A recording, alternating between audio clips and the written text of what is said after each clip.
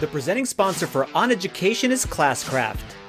We're excited to announce Classcraft's new story mode, which makes it easy for educators to harness the power of stories. Episodes 1 and 2 of Season 1 are ready for you and your students to play today, and it's completely free. To learn more about Classcraft and the new story mode, simply visit classcraft.com/oneducation. Just have a spinny wheel there. I had to Control-Delete my head.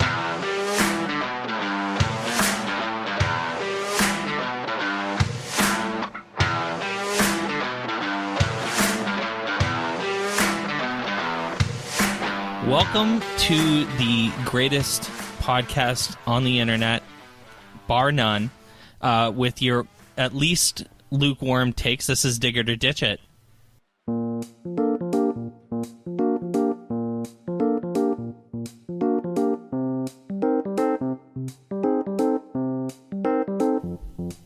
And we're here with our BFF, Mr. Noah Geisel, looking dapper tonight with the bow tie. Love it. You look fantastic, my friend. How you doing? Looking good, feeling good. How are you guys doing? Happy New Year.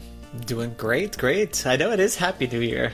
Man. Yes, I guess, yeah. We did see each other in Florida, though, so... Yes. But Happy New Year on Dig It or Ditch It. We're the first Dig It or Ditch It of 2020. Of the decade. Of the decade. Whoa. So we're gonna have to bring it. So tell us how it works, Noah. The way it works, listeners, is I am going to throw out a series of topics, after which we will ask our hosts, Glen and Mike, whether they are digging or ditching, and then have them elaborate on it. Glen will jump right in with a hot take. Mike will give a lukewarm take and then contradict himself and try and have it both ways. Right on. Sounds like every episode we've done so far. We've got this figured out at this point. And we have a lot of fun, and listeners, if you're sitting there thinking, where do they come up with these topics? I could do better. By all means, do better. Tweet at us, email us, let us know what topics you want, and we will get them in the show on a future Dig It or Ditch It segment. Right on. Shall we begin? I respond really well to direction, and as in direction, sure. I kind of just have a spinny wheel there. I had to Control-Delete my head. So let's do it. So this is the first Dig It or Ditch It of the year, and so I thought, and as was the decade, I thought we might kind of jump in with that kind of theme, and so in that sort of spirit, end of year best of articles. Dig it or ditch it. Oh, I dig it. I mean, mainly because we had Audrey Waters on just last week. People should go listen because it's definitely awesome. Who did the 100 worst EdTech debacles of the 2010s was her article. Mm-hmm. Such a good article. I didn't agree with everything on it. I don't think we have to.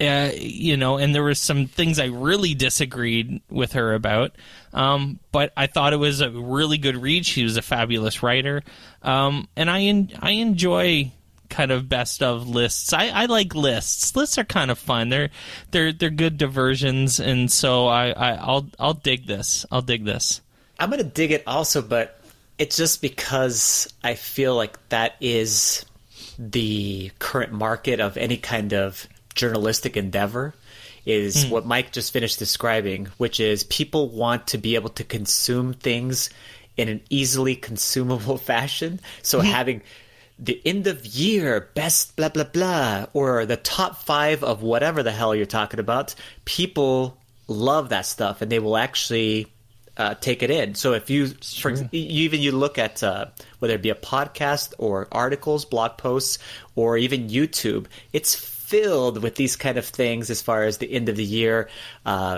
type of lists. And you should get this, and let's celebrate this, and let's talk about this, the awards that should be received, and so on and so forth. So I think that's where we're at, and I don't see that actually trending in any different direction. I'm with you guys on both of those points. I'm hardcore digging end of the year best of articles. I'm not necessarily a giant fan of listicle style stuff that Glenn was describing, but I do think that in the case of year end things, it tends to take folks as writers in a direction of reflection, which I think is really great. Good point. And honestly, one of my best of art lists is 538.com. Love 538. Every year does our best articles we wish we would have written. Yes, it's a great article every year. And I just love that. Yeah. The humility of just, we're professional journalists, and here's a bunch of articles we didn't write that we wish we did. And Totally. I love those. I thought the New York Times did some just amazing end of year and end of decade best of stuff, kind of decade in review. And I will also reiterate what Mike said about the Audrey Waters episode. I highly recommend everybody listen to it. Audrey Waters and there's a reason she's one of the more influential voices in higher ed and just education in general, ed tech. And she does not hold punches. She is fearless, and it was a really great interview. And speaking of fearless, Mike, your willingness to disagree with Audrey in front of Audrey is pretty admirable. I'm digging it. I don't have those guts. I actually wanted to plug another one too. Now that we're calling out a couple, Carl Hooker does an article every year, a blog post every year, where he kind of he calls it his bold predictions, and then the next year he'll like reflect on the predictions from the year previous, and then make some new ones.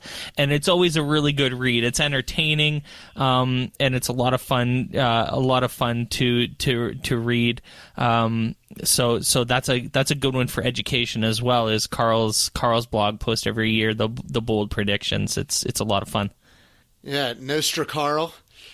That's right. With the Nostradamus stuff there. One of my personal ones that I always think about where I completely just was way off, but I think in the long run I'm going to be up there is I predicted in 2017 that year's NFL season you would be able to go to the stadium and from your seat wearing a pair of AR lenses you would be able to see the first down marker, the little yellow line going across the screen. I was wrong about that, but I'm going to put it out there again. I think 2021 season. Oh, it's coming at some point. When 5G rolls out, I think that's going to go in. But we've gotten way off topic. Yeah. We are going to go, as we just cancel that statement, next up, guys, cancel culture.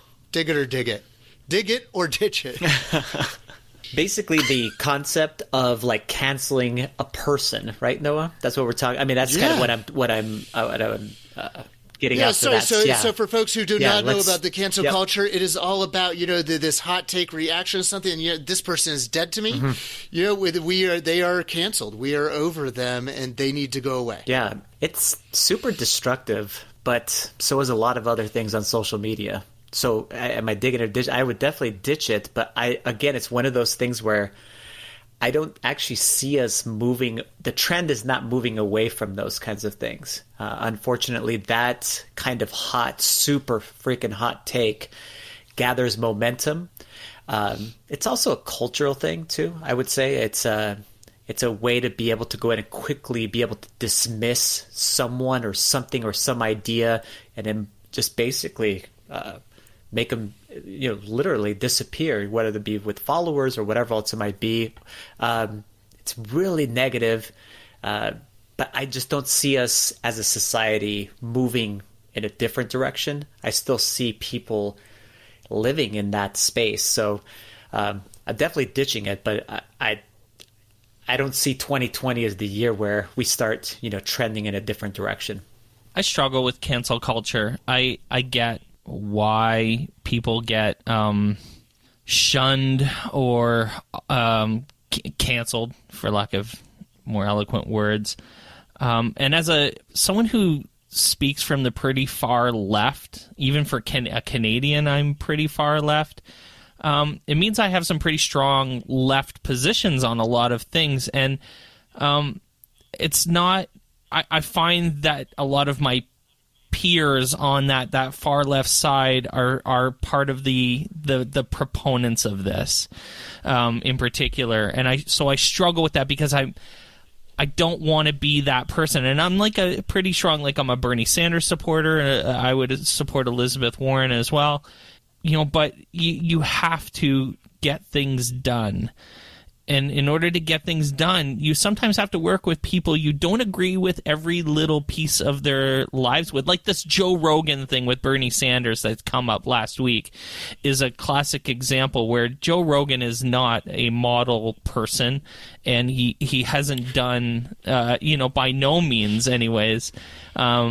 He's done some pretty crappy things.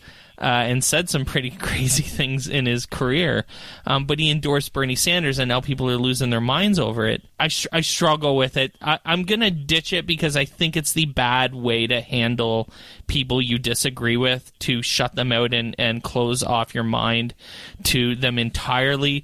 I am me personally am pretty comfortable with disagreeing with people and then just letting those disagreements stand. Yeah. And not subscribing to them. I'm very good at rejecting premises. It's a fun talent I have. I don't have to agree with people to have discussions, and heated discussions even. So I'm ditching cancel culture because I think it's the worst possible way to actually change minds and engage in dialogue. I just want to make sure that I add this to Noah. I've seen that cancel culture in our youth, specifically, let's say in our high school students. They've adopted that as something that they might do to their former friend or somebody else like that. And that's, I know Mike has taken it to this political end, but they basically, by they, I mean some specific students, and throughout the United States, at least, it's become very popular to do, where they basically cancel you, which means that you're going to shut them out. And that means shut them out of social media, those circles, and then also physically shut them out as far as in real life, in the school setting or those kinds of things. And that is part, obviously it's another aspect of bullying culture and so many other horrible things, but it's being modeled by a whole bunch of other people, that they see as far as, whether it be celebrities or whoever else it might be, or politicians, as Mike is describing, or even their own families, parents and those kinds of things. Because I think that my generation is horrible on social media. I would say, as far as the behaviors that I see on Facebook, for example, where basically it's people like me that live on Facebook, it's like 40-year-old people and older that are living there, and the behaviors that are happening, the interactions are really gross, and really we're modeling those gross behaviors to our youth, and you can tell some of the things that happen at school really devastating. And so that's what part, that's the part that I actually do see. And unfortunately, like I said, I don't see us trending away from that, as a society. And something that you hit on there, Glenn, that I want to reiterate is I feel like there's oftentimes with the kids these days, kind of mentality, a lack of recognition of kind of a false nostalgia, that this is the problem is, the problem with online discourse is not, did not start with today's 13 to 18-year-olds, and it's definitely not limited to today's 13 to 18-year-olds. I'm glad you touched on that. For me personally, I'm with you guys. I am a hardcore ditch on cancel culture.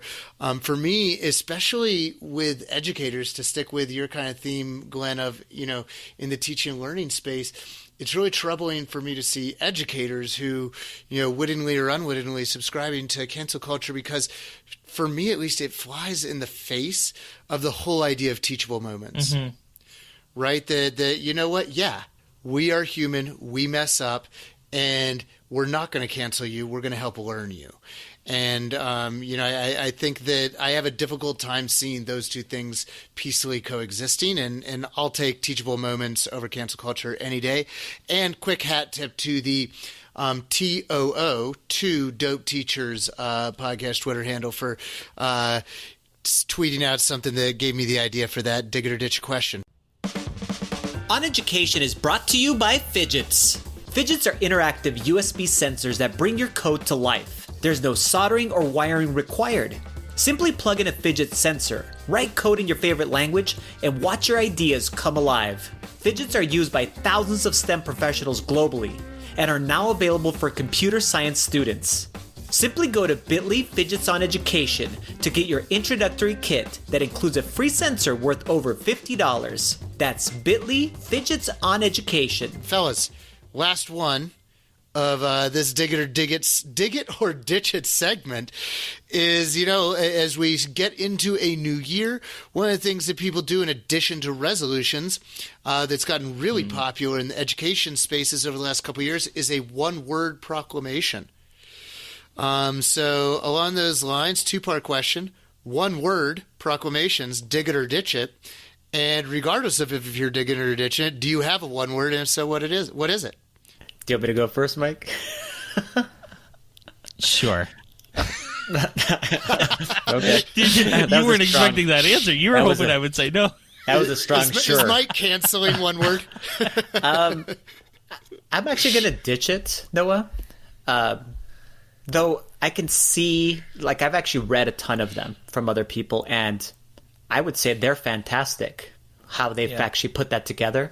I mean, for them, like what they've actually done. You know what, though, it makes me think of, though, and I can't help but do this is, that whole thing where we talk about how what you are like on social media and, the perceptions that you give out, and you're living this greatest life, and my goals are this freaking super amazing, thing. I'm going to live up to this one standard or whatever it might be. And in reality, it's like, that's not it's such unrealistic goal setting, and it throws that kind of on all of us. And by all of us, I mean anybody, one of us that actually do interact as far as on Twitter or whatever else it might be. And I read these and I'm like, holy crap, I can't actually compete with that. If I put one of those one-word things, it would be like so crappy. First of all, I'm not that good of a writer. Number two, my lofty expectation, my thing is really just to try to be positive, thing as best I can, and wake up in the morning and don't be an ass, like those don't fit into these nice one-word proclamations. But I would definitely ditch that. And the reason why is because of what I'm talking about here. It just doesn't feel real. It feels like it is so well thought out and packaged and freaking tight. I mean, like even the reflection and the goal setting, whatever it might be, that it's like the rest of us are like, by the rest of us, I feel like me specifically, I'm like, I can't live up to that thing. And so I'm not even going to do one. But then you also kind of go like, am I not living my best life? or what? Or am I actually not you doing have way too many words in your life, Glen. Yeah. And I might not, whatever that one word is, I'm just like, oh gosh, that's such a good one. I never could live up to that. I can't compete with that. So, for that reason, I mean, whatever that lofty explanation, the long explanation there, I would definitely ditch it. Though, if you have, Glenn, one clarifying question: Are you ditching the blog post about your one word, or are you ditching the notion of having a one word? Just even the notion of it, I would ditch it. Either of the two. I mean, the follow-up blog post that goes with it, like I'm telling you right now, the ones that I have read and those people that are out there that have done them, I 100% respect you and what you've done, because you have crafted these amazing pieces of prose. And there's a whole bunch of us, like me, I think there's more like people like me too, where we're like, I can't actually compete with that. Whatever I write is not going to be on that level. And it sometimes it just doesn't feel ultimately sincere. It's too high lofty of whatever else it might be. It doesn't feel like what it is to just live a life of, in this case, an educator or whatever might be in this education space. and maybe I'm being negative about it, whatever it might be, but I mean, that's why I would say I would ditch that specifically, as far as the concept of it. Though, I mean, again, I'm not trying to burn anybody that's actually has done that. I'm playing a mic here. I'm pulling back on the. Seriously, that was a very Mr. Washburn ditch there. Love it, Mike. Where are you on this? I mean, why say one word when you can say 10? I guess. Listen, it goes without saying that I'm not a person of one word things very often. I don't have a one word. I thought about it a little bit. And I can write, and I probably could have written something nice, but I think, actually, I will agree with Glenn. If I wrote something, it would have been a little contrived. Totally. I'll admit to that, which is actually why I didn't do it. I have a lot of goals for 2020. You guys actually are two people that I talk to, at least on a weekly basis, and Glenn I talk to virtually every day. You two would know a lot of my goals more than almost anybody, and I have a lot of them, but, I don't think that one word is for those. And I will also say that I'm actually digging it, though, in the sense that I've enjoyed reading other people's reflections. I've enjoyed it. I've read them. I've thought about them. They've made me think about what my one word might have been if I was doing it. And I think one of the things that I've actually talked to a couple people about, what they're doing as it relates to what they wrote about their one word, which has been exciting and opened up some interesting conversations about working together and collaborating on some things, because one of the great things about being me right now is that I'm doing a lot of interesting work with a lot of interesting people, and so it gives me the opportunity to say, hey, I saw this, and I think what you've been talking about here is super interesting, and maybe it's something that we can work together on. And so it's opening up opportunities. And listen, if one word works for you, then please run with it. Do it, use it, embrace it. Hopefully it becomes your fuel for your whatever you're passionate about. I don't have a problem with people taking one word and using that as their motivation and their driver for whatever success they want to have in the year.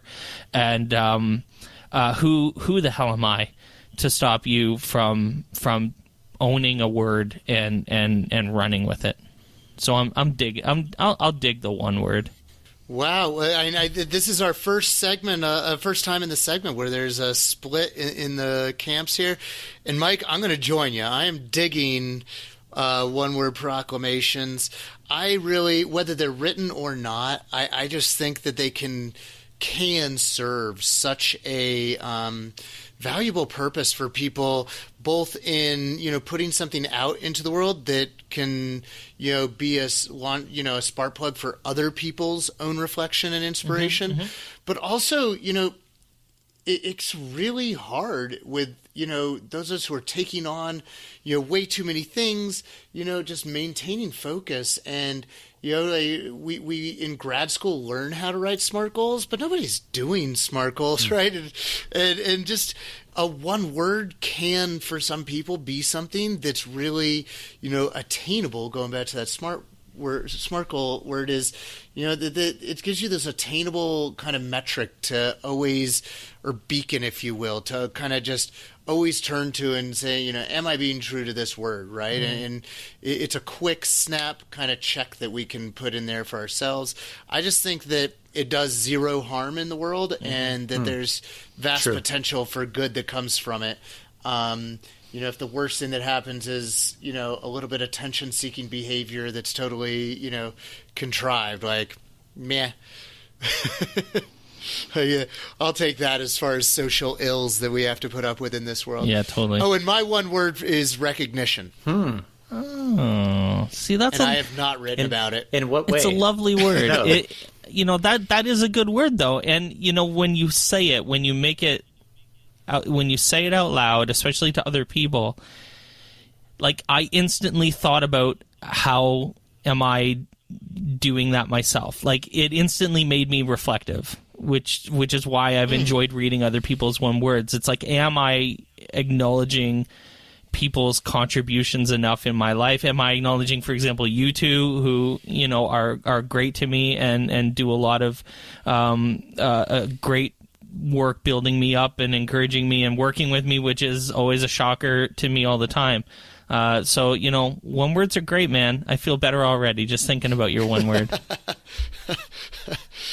I'm thinking about it a lot. It's really been something that's been consuming a lot of my thinking over the last several months, and just the kind of ways that we can, remind ourselves to, hold on to that as a value, and also just all these different ways that I'm noticing that just in ways that I would have never thought about it are recognition. In my world of digital badge credentials, at the end of the day, a credential is a recognition, right? That, flashing your lights at somebody instead of honking your horn at them, because they're on their phone and haven't gone on a green light. Like, that's, a choice that we have on how to recognize, that moment. And the more I think about it and keep a lookout for it, the more I just notice recognition being at the heart of a lot of what we're seeing in our world. And I think that there's a lot of times where it's not necessarily intentional, at least in that regard. And so that's just a big focus of mine this year. Awesome. So there it is. There is our monthly dose of semi-serious nonsense. This was a fantastic discussion. But before we go, we actually have to talk about something. Noah Geisel, tell us about Hot for Teacher. Hot for Teacher. Yeah, so we're going to keep it appropriate. We're not going to exceed the Mike Washburn the rating. I don't want to change the rating level. That Mike has set for the OnEducation listeners. No, Hot for Teacher is a stage show that are the 10th show. The 3-year anniversary show is actually coming up next week. And it's something that was born out of actually one of Matt Miller's Ditch Summits, the very first Ditch Summit. He had me do a talk, and my topic was "Don't get ready, get started," and it blew up in a way that I was totally not prepared for, and kind of lit a fire under me to say, well, I probably should walk my talk and start something new without just getting ready and just launching it. And in thinking about it, so I went into my Google Doc called Ideas, and just tried to find something that I thought I had bandwidth to add to my already overflowing plate of commitments. And I saw, Hot for Teacher. And so the idea was sort of like if folks have listened to the Moth podcast or Mortified, that stories on stage. Only in Hot for Teacher, all the storytellers are educators or former educators, and the stories, a lot of them are funny. We won't rule out tear jerkers either, though. They are told in a 21 and up environment. They will definitely carry an explicit rating on the iTunes store when they come out. But so yeah, this will be the 10th show coming up next week. I'm sitting on a bunch of audio. As soon as it gets edited, we're going to start releasing these stories as podcast episodes. People can check out hotforteacherpodcast.com. It'll redirect for the time being to the Facebook group where you can, click like and be some of the first to know when it comes out. And if you're nice and reach out and ask me for it, I'll send you a really cool sticker. Yes. There it is, friends. Stay tuned. Hot for Teacher, the podcast. And listen, if you follow Noah Geisel. Summit's live as well. Can I plug Badge Summit? Do it. Registration for Badge Summit is live. Oh, wow. Badge Summit. Yeah, Badge Summit is happening day before ISTE, June 27th in California, Costa Mesa. Thanks in advance to the Orange County Department of Education is hosting us. We've got Adelia Young giving the keynote. Some amazing stuff.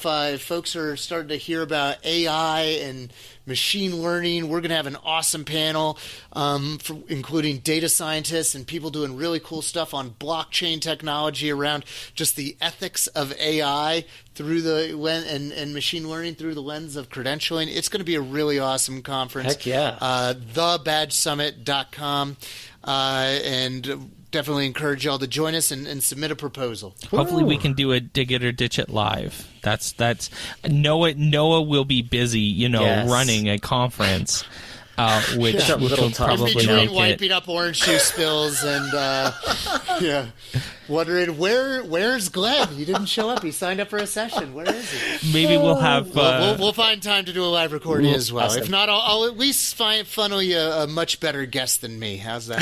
So we'll be there, and it'll be awesome. Badge Summit is great. Fantastic. We love it. We've enjoyed it every year we've done it. So there it is. Dig It or Ditch It, friends. Noah Geisel, thank you so much for joining us. Hey, thank you guys. Thanks, listeners, and thanks in advance to the people who send us some really way better topics for Dig It or Ditch It. Appreciate you guys. Thanks for listening to OnEducation. My name is Glen Irvin. My co-host is Mike Washburn. OnEducation is part of the On Podcast Media Network. You can listen to this show and many others by great educators like Monica Burns, Mike Matera, Tisha Richmond, and many more by visiting onpodcastmedia.com. Want to get in touch with us? Check out our website at oneducationpodcast.com. You can tweet us at oneducationpod. Mike is at Mr. Washburn on Twitter, and I can be found on Twitter at IrvSpanish. You can find us on Facebook by visiting facebook.com/oneducationpod. We're also on Instagram at oneducationpod. Want to support OnEducation? Visit our Patreon site at patreon.com/oneducation. There, you can get access to full videos of the podcast and so much more. If you're enjoying the show and think others would too, we would be thrilled if you shared it with them. Please leave us a rating or a review in Apple Podcasts or the Google Play Store. When you leave a rating, it gives our rankings a boost. It helps others discover the show. We want to thank our presenting sponsor, Classcraft, for supporting us. Check out classcraft.com/oneducation to learn more about them. Thanks as always for listening, stay awesome, and see you soon.